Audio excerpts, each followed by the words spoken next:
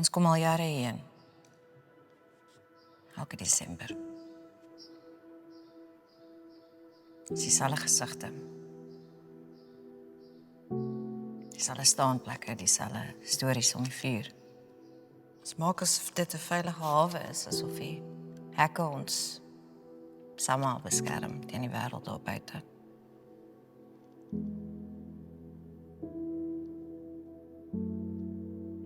Maar ons bring ons gif saam.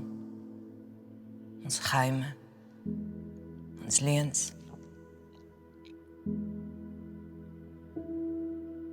Ons glimlag vir mekaar en maak asof alles oukei is. Niks hiervan is oukei nie.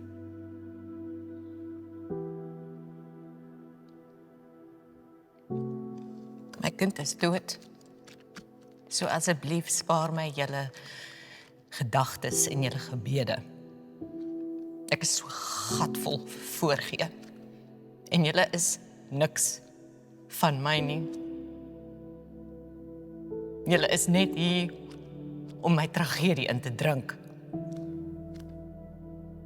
Wel, hier staan ek. Gaan vertel hierdie staaltjie om julle kampvure. Arme Elsabie. Daarom is haar seun nou in die hemel. Al sy ma is in die fucking hel.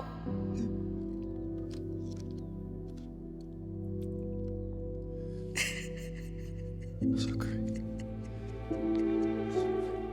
Ons wil net vir Stefan se vriende dankie sê vir die pragtige fotoversameling. Daar's nog 'n